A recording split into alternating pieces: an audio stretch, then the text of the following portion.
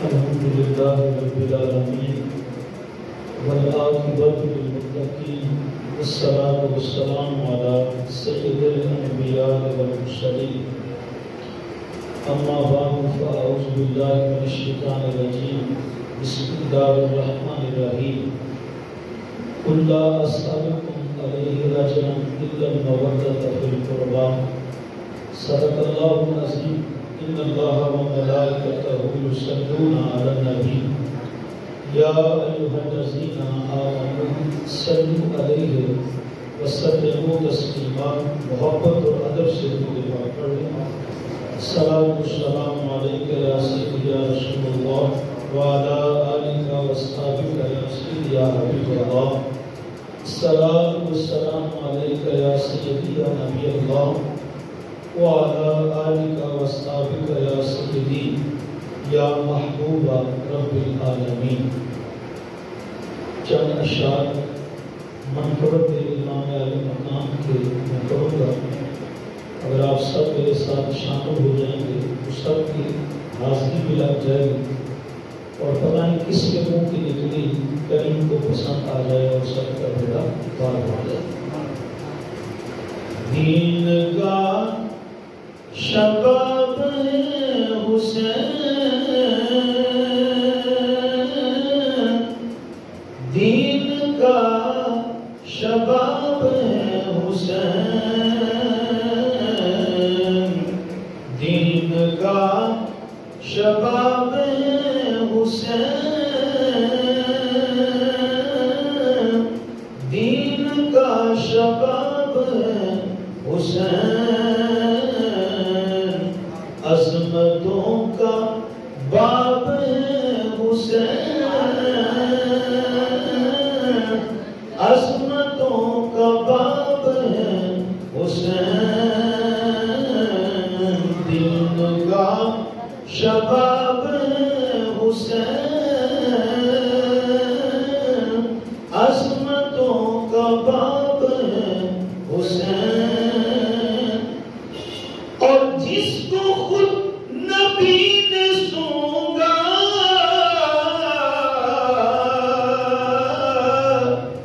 جس کو خود نبی نے سونگا ہاں وہی گلاب ہے حسین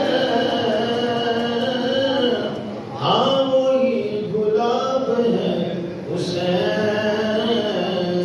عظمتوں کا سب کہتے ہیں عظمتوں کا باب ہے حسین دین کا شباب ہے اور حسین کا جواب ہی نہیں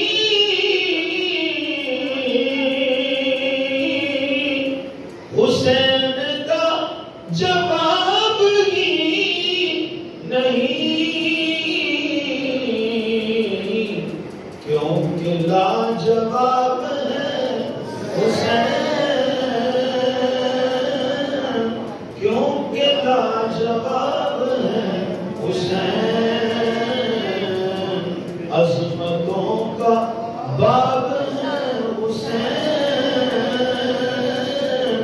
دین کا شباب ہے اور صرف فاطمہ کو ہے پتہ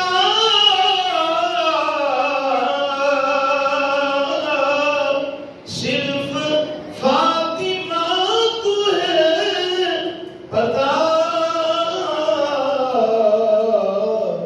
کس قدر نجاب ہے حسین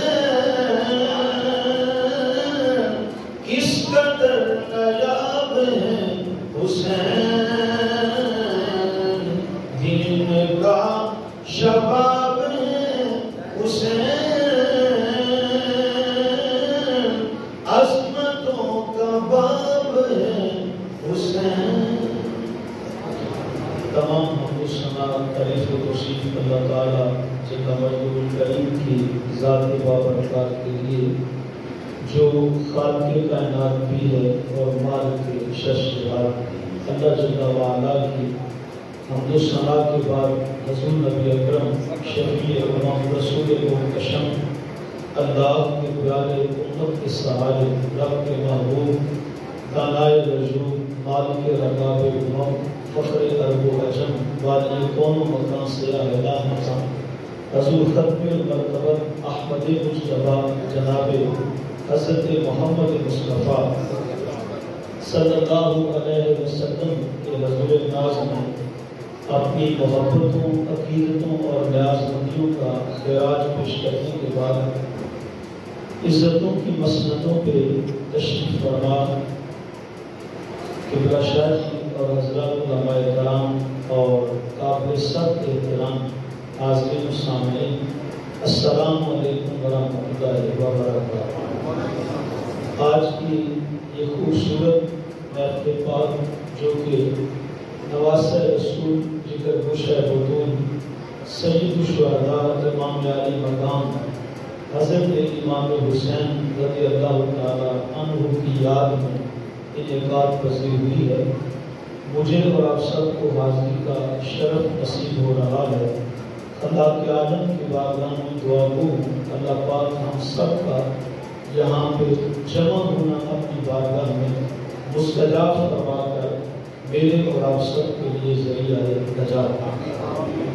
جو کلمات طیبہ آپ کے سامنے تلاوت کرنے کی سعادت نصیب ہوئی ہے، اسی کے ضمن میں چند باتیں عظمت اہل بیت کے حوالے سے آپ سے کرنا چاہتا ہوں۔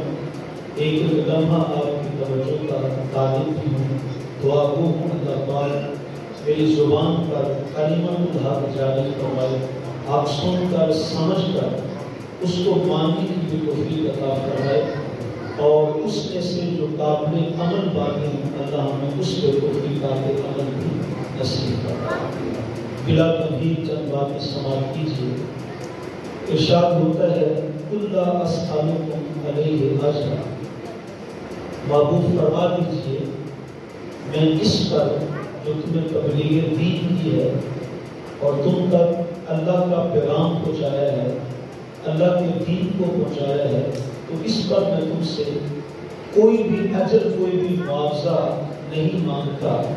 میرے تمہارے پہ احسانات ہیں، اور میرے قبلہ جی فرمایا کرتے ہیں کہ ہمارے جسموں پر اتنے بال نہیں ہیں جتنے رسول اللہ کے احسانات ہیں۔ تو کہا میرے تم پہ احسانات ہیں، تم تک دین پہنچایا ہے، تمہیں ایمان دیا ہے، عرفان دیا ہے، اسلام دیا ہے، قرآن دیا ہے، رب رحمان کا پتہ دیا ہے۔ تم خود شناس نہیں تھے، میں نے تمہیں رب شناس کیا ہے۔ تمہیں اپنی خبر نہیں تھی، میں نے تجھے مولا کی خبریں دی۔ تم گھروں سے نکلتے تھے تو شاید نیت تم پہ اترتی تھی، اپنی بارگاہ میں بلا کے تمہیں اتنا بلند کر دیا ہے، اب مسجد میں آنے کے لیے گھر سے قدم باندھ کے رکھتے ہو، اللہ کی رحمتوں کا نزول تمہارے پہ پہلے شروع ہو جاتا ہے۔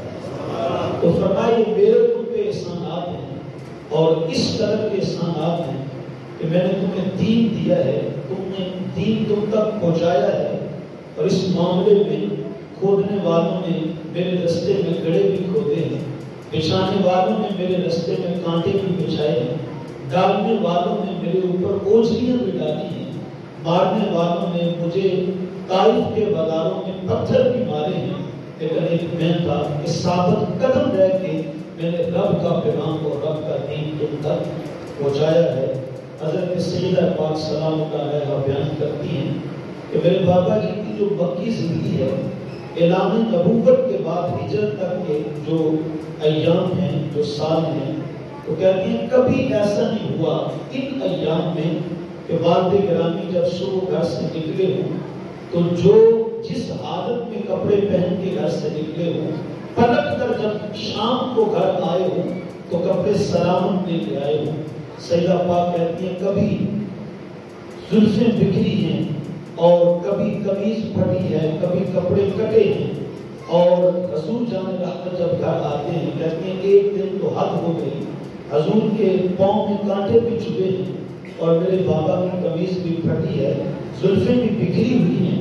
تو کہتی ہیں جب ابا جی گھر آئے تو میں کبھی پاؤں سے کانٹے نکال رہی ہوں، اور کبھی میں زلفوں کو کنگھی کرتی ہوں، زلفوں کو سنوارتی ہوں، کبھی بابا جان کے قمیص پہ پیبند لگاتی ہوں۔ تو کہتی ایک دن مجھ سے رہا نہیں گیا، میں نے پوچھ لیا ابا جی آپ مکے والوں کو آخر کہتے کیا ہیں کہ جو آپ کا یہ حال کر دیتے ہیں؟ کبھی گڑے کھولتے ہیں، کبھی کانٹے رستے میں بچھاتے ہیں، کبھی اوجھیاں ڈالتے ہیں، کبھی جو ہے وہ آپ کے کپڑے پھٹے ہوتے ہیں، کبھی زلفیں بکھری ہوتی ہیں، کبھی پاؤں میں کانٹے چبھے ہوتے ہیں۔ تو بس یہ مکے والے آپ کا جو حال کرتے ہیں آپ کو کہتے کیا ہیں؟ تو سرکار فرمانے لگے بیٹا میں نے ان کو کیا کہنا ہے، یہ جہنم جانا چاہتے ہیں، ایک میں ہوں کہ ان کو پکڑ پکڑ کے جنت کا راہ بنا۔ تو فرمایا میرے تم پہ احسانات ہیں اور لا اسألکم علیہ اجرا، ان احسانات پہ میں تم سے کچھ بھی نہیں مانگتا۔ علماء موجود ہیں، ان سے پوچھئے لا اسألکم کا معنی یہ بنتا ہے میں تم سے سوال نہیں کرتا، اور میں سوال کروں بھی کیوں؟ اس لیے کہ میں سوالی بن کر تو آئے نہیں ہوں، میرے رب نے تو مجھے داتا بنا کے بھیجا ہے۔ میں تم سے کیوں مانگوں؟ مانگتے تو تم ہو، میں لینے کے لیے نہیں آیا، بلکہ میں تو خدا کی نعمتیں خدا کے بندوں میں تقسیم کرنے کے لیے آیا۔ تو فرمایا میں دینے والا نہیں ہوں بلکہ میں دینے والا بن کر آیا۔ یہ تو لوگوں کا دماغ خراب ہو گیا جنہوں نے یہ کہہ دیا کہ جس کا نام محمد یا علی ہے وہ کسی چیز کا مال کو محتاج نہیں ہے، اور لوگ آوازیں کسنے لگے کہ ان سے نہ مانگا کرو، وہاں کیا ملتا ہے، وہ کیا کچھ دے سکتے ہیں۔ اچھا توجہ کا طالب ہوں، جس زمانے میں یہ آوازیں گونج رہی تھی کہ وہاں کیا ملتا ہے، وہ کیا دے سکتے ہیں، ان سے نہ مانگا کرو، اس زمانے کے اندر بریلی کے تاجدار کی بریلی میں کھڑے ہو کر اپنی جھولی پھیلا کر بطحا کی جانب منہ کر کے ساری زندگی یہی کہتے گزار دی، چمک تجھ سے پاتے ہیں سب پانے والے، میرا دل بھی چمکا دے چمکانے والے۔ صاحبوں پہ اتنا نور آتا ہے، اتنی روشنی آتی ہے، اتنی خیرات مدینے والی سرکار کی ملتی ہے، اتنی چمک آتی ہے، اتنے اجالے آتے ہیں کہ پھر سیدی اعلیٰ حضرت کی جھولی تنگ پڑ جاتی ہے، خیرات اس سے بھی کہیں زیادہ ملتی ہے۔ پھر میرے امام نے کہا تھا کون دیتا ہے دینے کو منہ چاہیے، دینے والا ہے سچا، ہمارا نبی سب سے اولا ہو آدھا، ہمارا نبی سب سے پالا ہو والا، ہمارا نبی تو کہا محبوب آپ کی شاد فرما دی لا اسألکم علیہ اجرا، میں نے تمہیں دین دیا ہے، رب رحمان کا پتہ دیا ہے، یہ میرے احسانات ہیں، لیکن اس پہ میں تم سے کچھ بھی نہیں مانگتا، اس لیے کہ میں مانگنے نہیں آیا، میں تو دینے کے لیے آیا ہوں۔ اِلَّا الْمَوَدَّةَ فِي الْقُرْبَىٰ، ہاں اگر تمہیں میرے احسانات کا کچھ لحاظ ہو، میرے احسانات کا تمہیں کچھ پاس ہو، تو ایک کام ضرور کر لینا، اور وہ کام کیا ہے؟ فرمایا میری آل سے مودت کر لینا، میری آل سے پیار کر لینا۔ سوال پیدا ہوتا ہے کہ جب لا اسألکم کہہ کر ہر چیز کی نفی کر دی کہ میں کچھ بھی نہیں مانگتا، تو پھر آل کی مودت کا سوال کیوں کیا؟ بہتر ہوتا کہ آل کی مودت اور آل کا پیار بھی نہ مانگا جاتا۔ اللہ اکبر۔ تو یہاں علماء نے بڑے خوبصورت جواب دیے ہیں، اور ہر جواب ایک سے بڑھ کر ہے، اور ہر جواب سماعتوں کے قابل ہے، اور ہر جواب ایسا ہے کہ آپ سنیں گے تو آپ کے کلیجے ٹھنڈے ہو جائیں گے، لیکن میں بس اشارہ کر کے آگے گزرنا چاہوں گا۔ اب سوال بنتا ہے کہ جب پہلے کہا کچھ بھی نہیں مانگتا، پھر آل کی مودت کا سوال کیوں کیا؟ آل کا پیار کیوں مانگا ہے؟ تو علماء نے جواب دیا کہ یہ جو آل کی مودت کا سوال کیا ہے اور آل کا پیار مانگا ہے، تو یہ آل کی ضرورت نہیں ہے، خدا کی قسم یہ بھی امت کی ضرورت ہے۔ آل کی مودت اور آل کا پیار، یہ آل کی ضرورت نہیں ہے، یہ بھی کس کی ضرورت تھی؟ امت کی ضرورت تھی، اس لیے کہ امت آل سے جڑے تو امت بنتی ہے، ان کے سینے میں نبی کی آل کا پیار آئے تو ایمان قائم رہتا ہے، اور اگر آل کی محبت دل سے نکل جائے تو سینے سے ایمان بھی رخصت ہو جاتا ہے۔ حضرت غوث اعظم رضی اللہ تعالیٰ عنہ کی بارگاہ میں ایک صاحب آتا ہے اور صاحب بڑا سادہ سا تھا، دیہاتی بندہ تھا، تو آ کر عرض کرتا ہے کہ حضور میں ایک مسئلہ پوچھنا چاہتا ہوں۔ فرمایا پوچھیے۔ تو کہا اللہ قرآن میں فرماتا ہے ان اللہ و ملائکتہ یصلون علی النبی، بے شک اللہ بھی اور اس کے سارے فرشتے بھی نبی کی ذات پہ درود پڑھتے ہیں۔ یا ایھا الذین آمنوا، اے ایمان والو، صلوا علیہ وسلموا تسلیما، تم بھی میرے محبوب کی ذات پہ درود پڑھا کرو اور خوب خوب سلام بھیجا کرو۔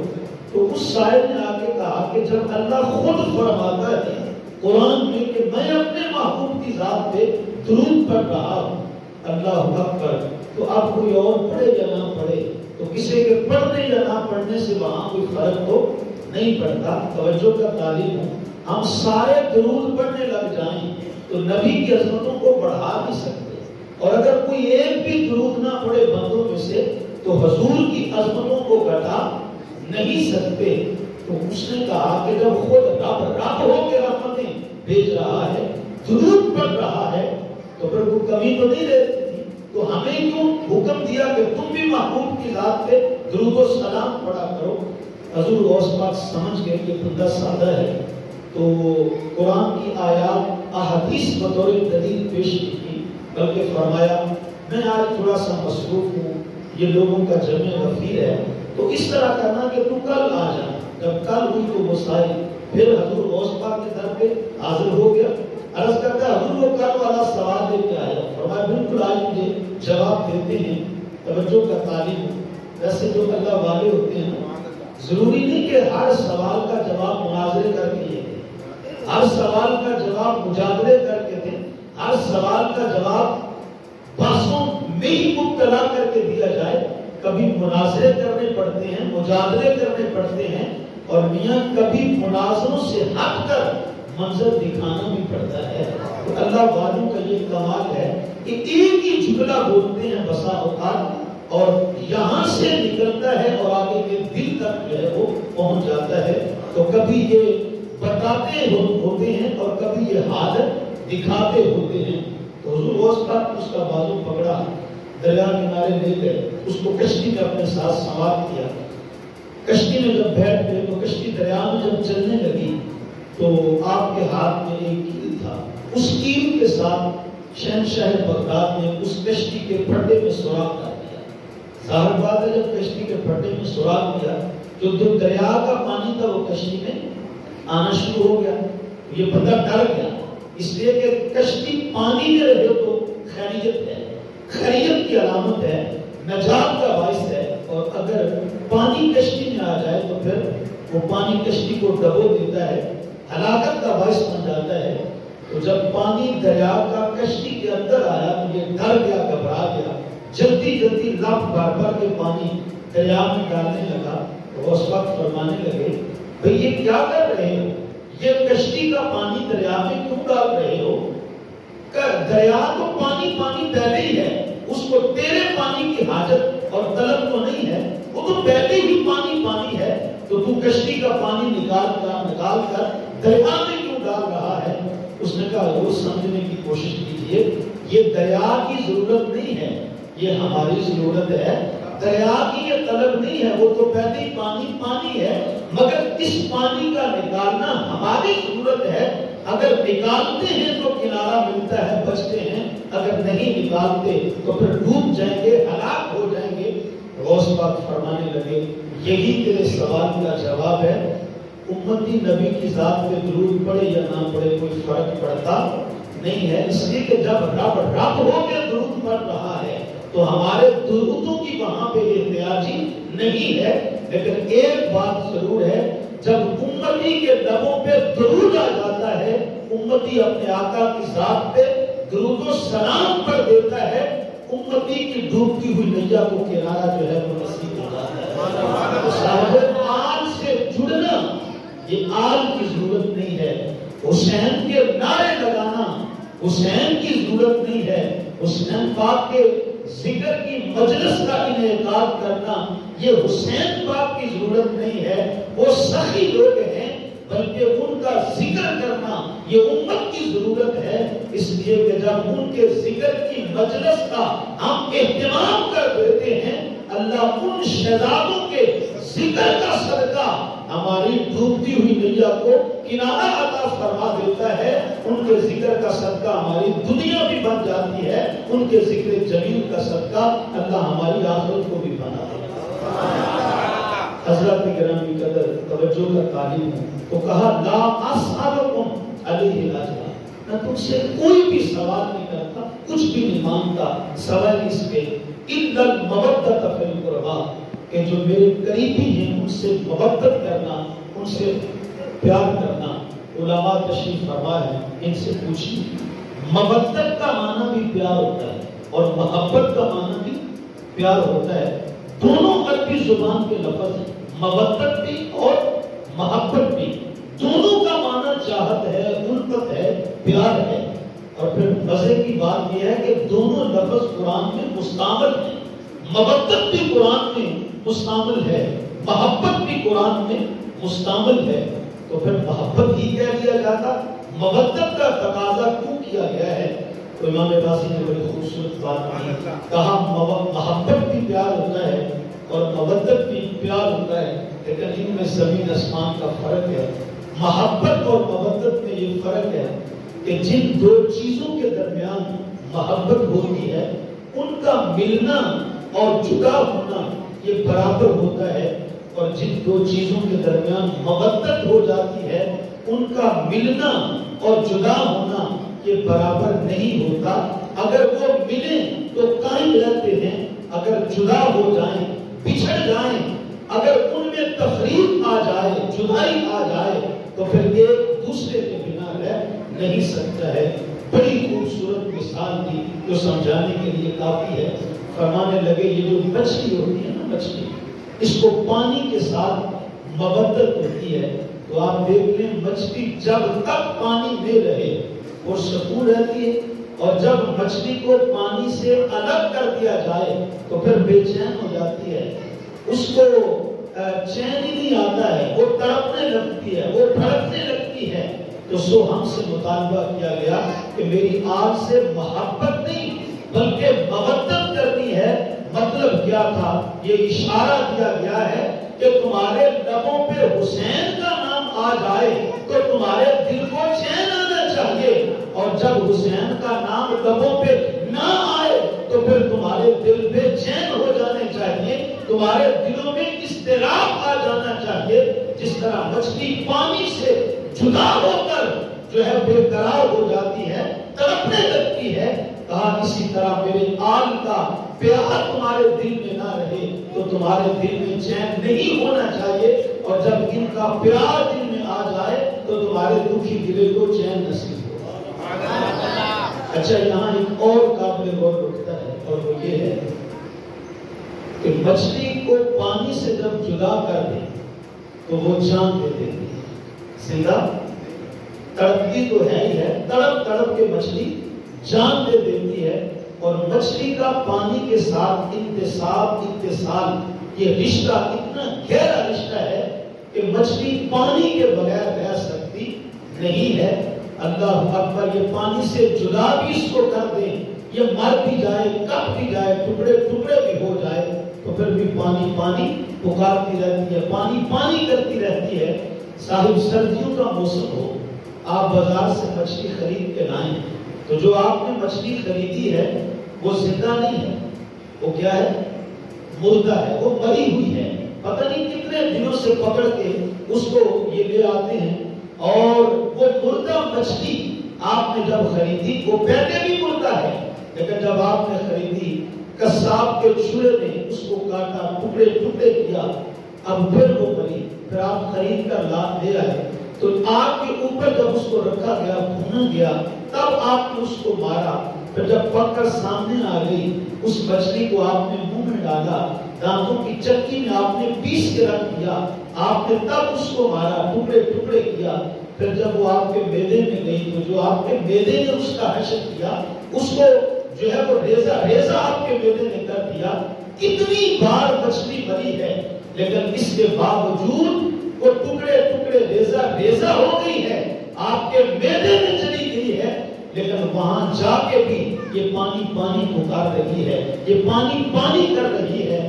میاں آپ نے ایک پاؤ کی مچھلی کھائی ہو نا، اور سخت سردی پڑ رہی ہو، برف باری بھی ہو رہی ہو، اور ٹھنڈی ہوائیں چل رہی ہوں، آپ کو بند کمرے کے اندر ہیٹر لگا ہوا ہو، رضائی کے اندر آپ لپٹے ہوئے ہو، اس کے باوجود آپ ٹھٹر رہے ہوں، لیکن جب آپ مچھلی ایک پاؤ بھی کھا لیں، آپ کی حالت اور کنڈیشن یہ ہوتی ہے کہ آپ پانی پہ پانی پیتے جا رہے ہوتے ہیں۔ آپ کے سامنے جگ بھر کے پانی کا رکھا ہوا ہو، آپ گلاس بھر بھر کے پی رہے ہوتے ہیں۔ اچھا، کوئی بندہ آپ کو اتنا پانی پیتے دیکھے تو وہ یہ کہنے کا حق تو رکھتا ہے نا کہ میاں باہر کو برف باری ہو رہی ہے، اتنی سخت سردی ہے، لوگ ٹھٹر رہے ہیں اور آپ پانی پہ پانی پیتے جا رہے ہیں۔ تو جب کوئی یہ سوال کرے تو آگے سے جواب میں کیا دیتے ہیں؟ او یار، میں نے آج تھوڑی سی مچھلی کھا لی، میں نے کیا کیا ہے؟ آج تھوڑی سی میں نے مچھلی کھا لی ہے۔ توجہ کا طالب ہوں، اللہ اکبر، مچھلی ٹکڑے ٹکڑے بھی ہو جائے، ریزہ بھی ہو جائے، تو وہ پانی پانی کرتی رہتی ہے۔ میرے حضور نے فرمایا لا اسألکم علیہ اجرا الا المودۃ فی القربى، میں محبت نہیں کہتا، میں مودت کہہ رہا ہوں۔ میری آج سے مودت کرنی ہے، جس طرح مچھلی کو پانی سے مودت ہوتی ہے، اس طرح میری آج سے تم نے مودت کرنی ہے۔ مچھلی ریزہ ریزہ ہو جائے، ٹکڑے ٹکڑے ہو جائے، پانی پکانی پھوڑتی رہتی ہے۔ فرمایا تمہارے جسم کے ٹکڑے ٹکڑے بھی ہو جائیں، تمہارے انگ انگ سے حسین حسین کے نعرے لگے، تمہارے انگ انگ کے حسین حسین کے نعرے لگنے چاہیے۔ تمہیں کہنا چاہیے اے حسین ابن علی تم پر سلام، اے حسین ابن علی تم پر سلام، نازش آل نبی تم پر سلام، تم پر لاکھوں رحمتیں لاکھوں سلام، اے شریکان محبت کے امام، لالا منہ لالا بدن لالا کفن، اے چمن اندر چمن اندر چمن، زندگی ہی زندگی تیری حیات، اے حیات اندر حیات اندر حیات، افتخار ملت بیضا ہے تو، رب کعبہ کی قسم یکتا ہے تو، فخر کا دل میں دریچہ باز کرنا چاہیے، جن کا تو آقا ہے ان کو تو ناز کرنا چاہیے۔ تو ایمان سے بتاؤ ہم آج ناز کرتے ہیں کہ نہیں کرتے؟ حسین پاک کا جب لب پہ نام آتا ہے تو سر فخر سے بلند ہوتا ہے۔ آج بھی کچھ لوگ یزید کو امیر المومنین کہنے والے معاشرے میں پائے جاتے ہیں، لیکن میرے قبلہ جی فرمایا کرتے ہیں نادانو کیسا تمہارا لیڈر ہے، نام لینے سے پہلے بھی دائیں بائیں دیکھتے ہو، نام لیتے بھی گھبراتے ہو، نام لینے کے بعد بھی چھپتے پھرتے ہو۔ اگر نام لینا ہے تو کربلا والے حسین کا لو، یہ ایسا قائد ہے، ایسا لیڈر ہے، اس کا نام زبان پہ جب ہی آتا ہے تو سر جو ہے وہ فخر سے بلند ہو جاتا ہے۔ فخر کا دل میں دریچہ باز کرنا چاہیے، جن کا تو آقا ہے ان کو ناز کرنا چاہیے۔ تو ہمیں یہ کہا گیا ہے اور ہم سے مطالبہ کیا گیا ہے کہ لا اسألکم علیہ اجرا الا المودۃ فی القربى، کہ میرے شہزادوں سے پیار کرنا ہے، میری اہل بیت سے، میری آن سے محبت پیار کرنا ہے، مودت کرنی ہے۔ اچھا توجہ کا تعلیم، ایک ہوتا ہے کسی کو کہنا اور ایک ہوتا ہے کر کے دکھانا۔ حضرت صاحب آپ کو کوئی ارشاد فرمائیں تو وہ بھی بات بدلی ہوگی، لیکن قبلہ آپ کے سامنے کوئی عمل کر کے بھی دکھا دے تو پھر اس میں وزن زیادہ ہوگا، وہ بات زیادہ اثر انداز ہوتی ہے۔ توجہ کا طالب ہوں، میرے آقا کریم صلی اللہ علیہ وسلم نے اپنی آل کی محبت کا فقط امت کو حکم ہی نہیں دیا، بلکہ عملی طور پہ آل سے محبت اور پیار کر کے بھی امت کو میرے محبوب نے دکھایا ہے۔ ایک حدیث میں آتا ہے، توجہ کا طالب ہوں، حضور نبی اکرم صلی اللہ علیہ وسلم امام عالی مقام کو کندھوں پہ بٹھا دیتے ہیں، کندھوں پہ بٹھا دیتے ہیں۔ اچھا توجہ کا طالب ہوں، ایک جملہ آپ کی سماعتوں کی نظر ہے، حسین کتنا عظیم ہے، حسین کتنا بلند ہے، اور میں تو کہا کرتا ہوں کہ بلندیاں میرے حسین کا ویسے ہی مقدر بن گئی، بلندیاں میرے حسین کا ویسے ہی مقدر بن گئی تھی۔ یہ مدینے میں تھا تو نانا کے کندھوں پہ بلند تھا، کربلا میں چلا گیا سر کٹ بھی گیا، لیکن اس کے باوجود جو نیزہ ہے اس کی نوک پہ بھی امام کا سر جو ہے وہ سر بلند تھا۔ یہ تو یزیدی بھی سوچ میں پڑ گئے، وہ کہنے لگے کہ ہم کاٹ کر بھی نیچے ہیں اور یہ کٹ کر بھی سر بلند ہو گیا ہے۔ تو عظمتیں میرے حسین کا تعارف بن گئی تھی، رفعتیں میرے حسین کی پہچان بن گئی تھی۔ اچھا آپ کی اگر توجہ ہو تو حسین کتنا بلند ہے، میں اس کے لیے آپ کے سامنے ایک واقعہ رکھنا چاہوں گا۔ فتح مکہ کا دن ہے، حضور جب شاہانہ شام کے ساتھ مکے میں داخل ہوئے تو لڑنے کی نوبت بھی نہیں آئی ہے، کافروں نے ہتھیار پھینک دیے۔ حضور نے جب مکہ فتح کر لیا، شاہانہ شان کے ساتھ مکے میں جب داخل ہوتے ہیں تو نبی رحمت صلی اللہ علیہ وسلم نے دیکھا کہ مستشرقین مکہ نے سینے حرم میں بتوں کو گاڑا ہوا۔ حضور نے حکم دیا ان بتوں کو توڑ دیا جائے، بتوں کو توڑ دیا گیا۔ پھر حکم جب حضور نے دیا کہ بیت اللہ کو کھولا جائے، بیت اللہ کو کھولا گیا، حضور اندر تشریف فرما ہوئے تو دیکھا کہ بیت اللہ کے اندر بھی بت پڑے ہوئے۔ حضور نے کچھ اپنے ہاتھوں سے توڑ دیے تو صحابہ کو حکم دیا، لیکن کچھ بت بلندی کے اوپر پڑے، اونچے تھے، بلندی میں تھے۔ تو میرے آقا کریم علیہ السلام نے فرمایا اینا علی، علی کہاں ہے؟ حضرت علی مرتضی حاضر خدمت ہو جاتے ہیں، اللہ اکبر۔ اب جب علی حاضر ہوئے تو میں فرمایا علی میرے کندھوں پہ چڑھ جا اور یہ جو اوپر والے ہوتے ہیں یہ سارے کے سارے توڑ دے۔ اب حضرت علی مرتضی حضور کے کندھوں پہ آتے ہیں اور بت جو تھے وہ توڑ دیے۔ اب عرض کرتے ہیں یا رسول اللہ آپ نیچے اتر آؤں؟ حضور نے فرمایا علی نہیں، صرف بت ہی کروانے کے لیے تجھے کندھوں پہ نہیں چڑھایا تھا، بلکہ آج ایک اور بھی مسئلہ ہے۔ حضور وہ کیا ہے؟ میرے آقا نے فرمایا علی اس وقت تو میرے کندھوں پہ کھڑا ہے، ذرا اتنا تو بتا کہ تو بلند کتنا ہوا، میرے کندھوں پہ کھڑا ہے، اتنا بتا کہ تو بلند کتنا ہوا ہے۔ یہ واقعہ اگر آپ دل کے کانوں سے سنیں گے نا تو پھر عظمت حسین کو سمجھنے میں دیر نہیں لگے گی، بڑی جلدی سمجھ آ جائے گی عظمت حسین۔ تو حضور نے فرمایا اتنا بتا کہ علی تو بلند کتنا ہوا ہے۔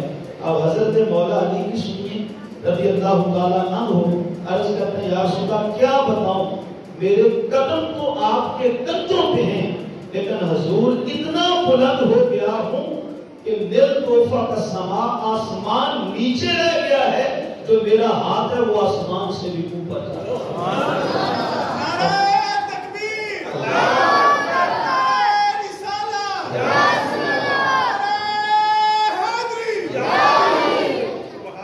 توجہ کا تعلیم ہوں یار، فتح مکہ کے دن چند لمحوں کے لیے حضرت مولا مرتضیٰ رضی اللہ تعالیٰ عنہ حضور کے کندھوں پہ آئیں تو کتنے بلند ہو جائے، آسمان نیچے رہ جائے، علی کا ہاتھ اس سے بھی اوپر چلا جائے۔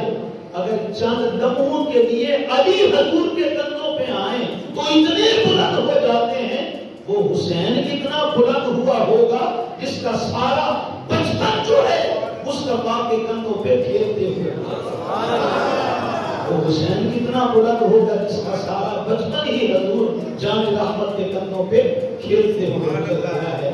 تو میں عرض کر رہا تھا، حدیث بتاتی ہے کہ سرکار امام علی مقام کو اپنے کندھوں پہ بٹھاتے ہیں، اللہ اکبر۔ پھر حسین کے ہاتھوں میں حضور کی زلفیں آ جاتی ہیں، وہ زلفیں جن کی رب قرآن میں قسم اٹھاتا ہے حسین کے ہاتھ میں ہیں، اور پھر حضور اپنے ید اللہ والے گورے گورے ہاتھوں سے حسین کے قدموں کو پکڑ لیتے ہیں اور پھر مدینے کی گلیوں کا چکر لگایا جاتا ہے۔ اچھا توجہ کا تعلیم ہوں، ٹھیک ہے حضور نانا تھے، حسین نواسے تھے، تو یہ ایک نانے اور نواسے کی محبت ہوتی، پیار ہوتا تو بھئی پیار کا اظہار یوں بھی تو کیا جا سکتا تھا، روح چار دیواری کے اندر اس پیار کا اظہار فرما لیتے، لیکن گلیوں میں چکر لگانے کا مقصد کیا تھا؟ یہ تو میرے محبوب بھی جانتے تھے کہ میں کوئی عام نہیں ہوں، رب کا پیغام رساں بن کر آیا ہوں، نبیوں کا تاجدار بن کر آیا ہوں، سید المرسلین بن کر آیا ہوں،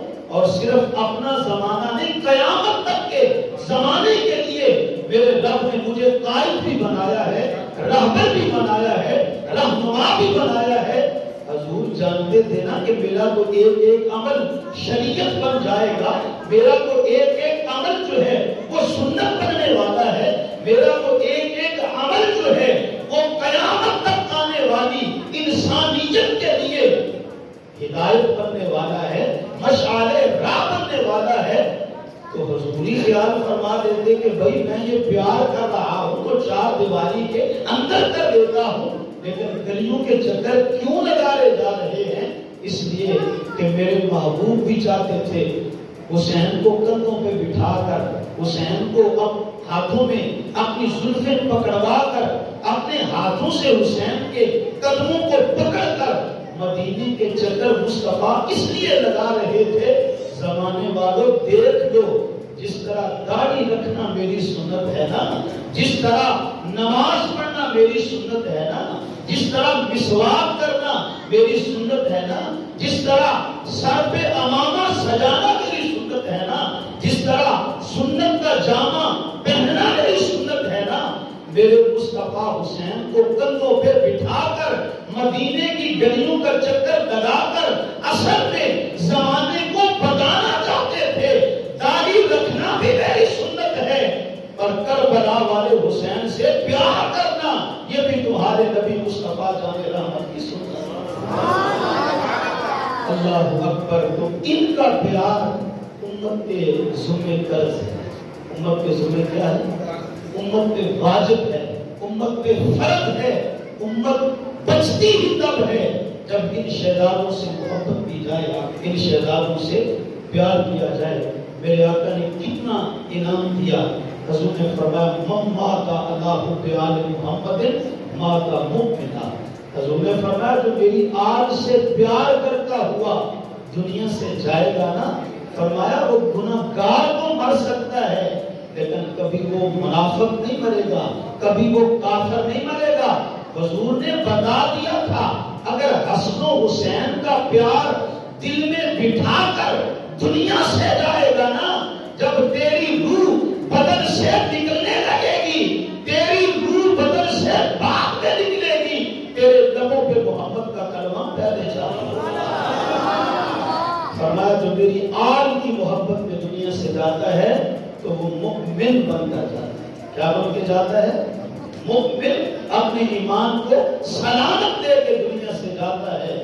ایک اور حدیث سن لیجیے، میرے آقا کی اسلام نے فرمایا من مات علی حب آل محمد مات شہیدا۔ دیکھو کتنا بڑا مرتبہ ہے، کتنا بڑا انعام ہے حضور نے دیا۔ حضور نے فرمایا میری آل سے محبت کرتے دنیا سے جائے گا نا، تو اگر تیری موت بستر پہ بھی واقع ہو گئی، تیری موت بستر پہ بھی واقع ہو گئی، اگر دل میں محبت حسین لے کے جائے گا نا تو بستر پہ بھی تو مر گیا، لیکن قیامت کے دن میرا مولا تجھے شہیدوں کی صف میں میرا مولا تجھے شہیدوں کی صف میں قیامت کے دن تیرے سر پہ تاج شہادت کو سجا دیا جائے گا، اور حسین سے دنیا میں پیار کرے گا تو قیامت کے دن قافلہ حسینی میں تو اٹھایا جائے گا، قافلہ حسینی میں تو اٹھایا جائے گا۔ ان شہزادوں سے محبت کا جو سرکار نے لنگر دیا ہے نا، وہ لنگر کوئی تھوڑا لنگر نہیں ہے، خدا کی قسم وہ بڑا وسیع لنگر ہے، وہ بڑا عظیم لنگر ہے، وہ بہت بڑا لنگر ہے جو ان شہزادوں کی محبت پہ سرکار نے دیا ہے۔ لو آخری حدیث سن لیں، اس کے بعد پیغام اور میں آپ سے اجازت لے لوں گا۔ آقا کریم صلی اللہ علیہ وسلم ایک دن صحابہ کے جھلمٹ میں تشریف فرما، صحابہ کا جمع غفیر ہے اور نبی رحمت صلی اللہ علیہ وسلم تشریف فرما ہے، اور حضور کی گود میں یہ دونوں شہزادے بیٹھے ہوئے، دائیں طرف امام حسن ہے اور بائیں طرف حضرت امام حسین رضی اللہ تعالیٰ عنہما۔ تو میرے آقا نے مخاطبہ کیا صحابہ سے، اور حضور نے فرمایا صحابہ سنو، من احبانی، جس نے مجھ سے پیار کیا۔ من احبانی کا معنی کیا؟ جس نے مجھ سے پیار کیا۔ پھر حضور نے فرمایا وَأَحَبَّ حَازَین، اور جس نے میرے حسن و حسین سے پیار کیا۔ پھر آقا نے فرمایا وَأَبَاهُمَا نے حسن حسین کے بابا علی سے پیار کیا، فرمایا وَأُمَّهُمَا، اور جس نے حسن حسین کی ماں فاطمہ الزہرا سے پیار کیا، حضور ملے گا کیا؟ لنگر کیا ملے گا؟ اجر کتنا ملے گا؟ ثواب کتنا ملے گا؟ میرے محبوب نے عطاؤں کی حد کر دی ہے۔ میرے حضور نے فرمایا جس نے مجھ سے پیار کیا، ان حسن و حسین میرے شہزادوں سے پیار کیا، ان کے بابا علی سے پیار کیا، ان کی ماں فاطمہ الزہرا سے پیار کیا، میرے حضور نے فرمایا کانا معی فی درجتی یوم القیامہ، فرمایا قیامت کے دن وہ جنت کے اس درجے میں ہوگا جہاں پہ میں محمد مصطفیٰ، فرمایا وہ جنت کے اس درجے میں ہوگا جہاں میں محمد مصطفیٰ ہوگا۔ آپ نے بھی اس بھی سنی ہے، اس کا ترجمہ بھی سماعت کر لیا ہے، اور ماشاءاللہ کسی حد تک آپ منزل تک پہنچ گئے ہیں، لیکن یہ حدیث سن کے جس مقام تک آپ کو پہنچنا چاہیے تھا وہاں آپ نہیں پہنچے، لیکن کوئی بات نہیں، میں ایک مثال دے دیتا ہوں۔ میاں یہ آپ کا احمد پور لمحہ ہے، آپ کا یہ جو محلہ ہے، اس میں 2.5 مرلے میں لوگ بھی رہتے ہوں گے، 5 مرلے کے مکان بھی لوگ رہتے ہوں گے، لیکن اسی آپ کے محلے میں کوٹھی ہو بنی ہوئی کنال میں، تو جب آپ کبھی اس کوٹھی کے پاس سے گزریں گے تو آپ کا دل کرتا ہوگا نا کہ کاش کہ یہ کوٹھی میرے پاس ہو، کیوں؟ انسانی فطرت ہے۔ اچھا، احمد پر لمحہ میں جس کی سب سے اچھی کوٹھی ہے، وہ اگر رحیم یار خان چلا جائے، رحیم یار خان کسی اچھی سوسائٹی میں چلے اور وہاں جا کے جب وہ کوٹھی دیکھے گا تو اس کا دل کرے گا کاش یار احمد پر لمحہ کی بجائے میری کوٹھی اس سوسائٹی میں ہوتی، اس جو ہے وہ ٹاؤن میں ہوتی تو کیا اچھا ہوتا۔ اچھا، رحیم یار خان کی اچھی سوسائٹی میں جو رہنے والا ہے وہ لاہور کے بحریہ ٹاؤن میں چلا جائے تو وہاں جب کوٹھیاں دیکھے گا، بنگلے دیکھے گا تو دل میں خیال آئے گا کہ کاش رحیم یار خان میں بھی ٹھیک ہوں، لیکن کاش کے لاہور کے بحریہ ٹاؤن میں مجھے مکان مل جائے تو کیا ہی اچھا ہو۔ اچھا، لاہور بحریہ ٹاؤن میں رہنے والا اگر اسلام آباد کے بحریہ ٹاؤن میں چلا جائے، وہاں کوئی کارڈر کا بنگلہ دیکھے، مکان دیکھے تو خیال آئے گا دل میں کاش کے لاہور کی بجائے یہاں ماحول اچھا ہے، یہاں جب نظر دوڑاتے ہیں تو اونچے اونچے پہاڑ نظر آتے ہیں، اللہ کی قدرتوں کے نشان نظر آتے ہیں، تو کاش کہ میری کوٹھی یہاں ہوتی۔ یہ انسان کی فطرت ہے۔ ویسے جنت کتنی اعلیٰ ہے، اس کی مثال دنیا میں کسی چیز کو بنایا جا سکتا اور تشبیہ جو ہے وہ دی جا سکتی نہیں ہے، لیکن میرے محبوب نے فرمایا کہ جب قیامت کے دن جنتی جنت میں جائیں گے تو فرمایا نیچے والی جنت میں جو ہوں گے نا، جب وہ اوپر والی جنت کا مشاہدہ کریں گے نا تو ان کے دل میں خیال آئے گا شاید کہ ہم کاش کہ ہم اوپر والی جنت میں ہوتے تو کتنا مزہ ہوتا۔ اوپر والی جنت میں رہنے والے جب اپنے سے اوپر والی جنت کو دیکھیں گے وہ کہیں گے کاش ہم اڑ کر اس جنت میں چلے جائیں۔ اچھا، وہاں جو رہنے والے ہیں سکون میں وہ بھی نہیں ہوں گے، وہ بھی کہیں گے کاش کہ ہم اس سے اوپر والی جنت میں چلے جائیں۔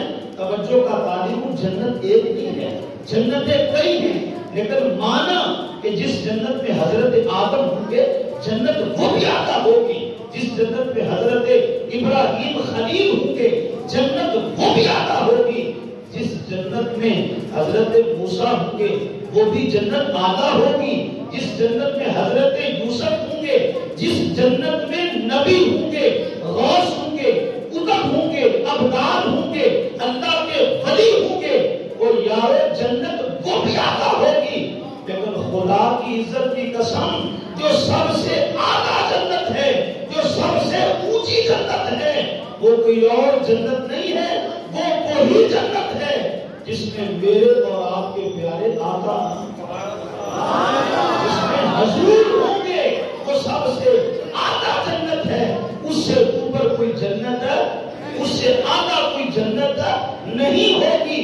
اہل بیت سے پیار کرنے والوں، حسن حسین کے ذکر کی محفل سجانے والوں، تم کتنے خوش بخت ہو، کتنے برکتوں والے ہو، کتنے نصیبوں والے ہو، اور میاں جن سے تم پیار کرتے ہو ان سے پیار کرنے کا جو حضور نے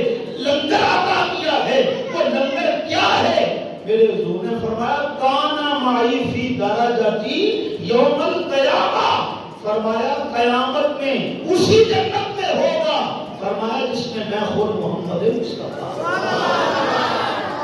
अच्छा एक और मिसाल समझ, ये तमसील से बात करना ये हमारे बुजुर्गों का तरीका है।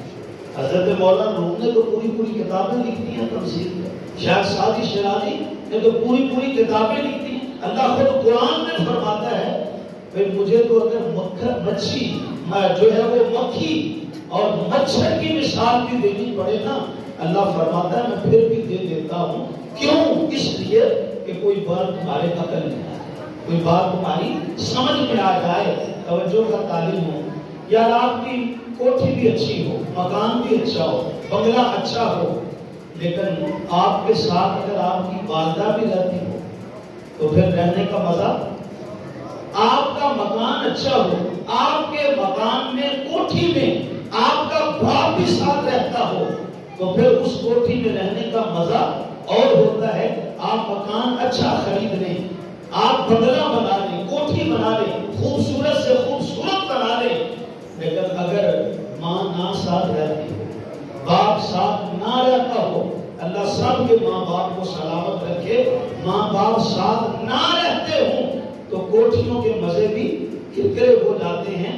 कुर्बान जाऊं यार, अगर क़यामत के दिन हम गुनाहगारों को हुजूर का सदका जन्नत मिल भी गई तो ये जरूरी तो नहीं कि वही जन्नत मिलेगी जिसमें सरकार होंगे, लेकिन अगर जन्नत मिल भी गई तो जिस जन्नत में यार ना नजर आया फिर उस जन्नत का मजा तो वाला तो नहीं ना होगा। जन्नत को जन्नत है, मैं जन्नत का तमस्सा नहीं उड़ाना चाहता, लेकिन जन्नत अल्लाह की रजा का नाम है। लेकिन मैं दूसरे पहलू से बात करना चाहता हूँ, जन्नत में भी हूँ लेकिन यार का दीदी ना हो, यार का जलवा ना नजर आए तो फिर जन्नत में रहकर भी वो मजा नहीं आएगा। मेरे महबूब ने बता दिया, अगर मेरे गुलामों जन्नत के साथ साथ मुस्तफा की माइयत चाहते हो, अपना मजा दोबारा करना चाहते हो, तो मेरे हुजूर ने फरमाया फिर दुनिया में हुसैन के साथ भी मोहब्बत करना, मेरे हसन के साथ भी प्यार करना, नबी की आग से प्यार करना तुम्हारा काम है। जन्नत में अपने कदमों में रखना फिर मुस्तफा का वादा, फिर मैं मुस्तफा का जो है वो वादा हो गया। हज़रत मेरानी कदर ये बड़े ऊंचे लोग हैं, बड़े सही लोग हैं। मैं चाह तो रहा था कि एक तमीज़ बांध कर फिर एक मैसेज की तरफ आता, लेकिन वक्त काफी बीत गया। बस इतना सा मैं आपसे गुजारिश करना चाहूँगा कि देखो आज हुसैनियत का नारा तो लगाते हैं ना, हुसैनियत बोलो, हुसैनियत फिर जिस हुसैनियत को हमने जिंदाबाद कहा है इसमें कोई शक नहीं है कि हुसैनियत वाकई जिंदाबाद है, हुसैनियत वाकई जिंदाबाद है। लेकिन मैं तवज्जो का तालिब हूँ यार, जिस हुसैनियत को आपने जिंदाबाद कहा है तो हमें मालूम भी तो होना चाहिए ना हुसैनियत कहते किसे, हुसैनियत कहते किसे हैं, हुसैनियत चीज क्या है, हुसैनियत किस चीज का नाम है। अल्लाह अकबर, असल में करबला का पैगाम और पैगाम शहादत यही है कि आज हालात का तकाजा ये बन गया है कि हुसैनी बनने के साथ साथ हुसैनियत को समझने की जरूरत भी है। खुदा की कसम अगर हमें हुसैनियत समझ में आ गई ना तो फिर जमाना हमारा बाल भी बीका कर सकता नहीं है। हुसैनियत क्या है? यूं तो ये ऐसा मजमून है कि ये कभी भी खत्म हो सकता नहीं है। मैं तो कहा करता हूं कि बड़ों का अदब करना भी हुसैनियत है, छोटों से प्यार करना भी हुसैनियत है, नमाज क्या सजदा भी कदा ना होने देना ये हुसैनियत है, कुरान पढ़ना भी हुसैनियत है, कुरान को सुनना भी हुसैनियत है। उलमा से पूछिए यजीद का किरदार क्या था? वो ज़ानी था, शराबी था, फासिक मोदन था और वो गाने सुना करता था। क्या करता था? गाने सुना करता था। और मेरे हुसैन की सीरत क्या है, मेरे हुसैन का किरदार क्या है? काना यक़रअुल कुरान व यस्मउल कुरान। मेरा हुसैन قرآن پڑھا بھی کرتا تھا، میرا حسین قرآن سنا بھی کرتا تھا۔ وقت کافی بیت گیا، وگرنہ آج میں آپ کو بتا کے جاتا کہ حسینیت کیا چیز ہے جی۔ تو گانے سننا یزیدیت ہے اور قرآن سننا کیا ہے؟ حسینیت ہے۔ اچھا ایک اور جملہ عرض کرنا چاہتا ہوں، یزید گانے سنتا تھا تو میرے امام کی یزید کے ساتھ بنی تھی، یزید کے ساتھ بنی ہے امام کی؟ بھئی 72 تن قربان کر دیے، اور توجہ کا طالب جو قربان کیے ہیں وہ چھیدے بیدے نہیں تھے، جو قربان کیے ہیں وہ ساجے ماجے نہیں تھے۔ خدا کی عزت کی قسم، کربلا کے ذروں پر جو امام نے قربان کیے ہیں وہ ہستیاں ہیں جس کے چہرے کو دیکھیں تو مصطفیٰ کی زیارت ہوتی ہے، جن کے چہرے کو دیکھیں تو علی المرتضیٰ کی امام کی قربان کیے ہیں۔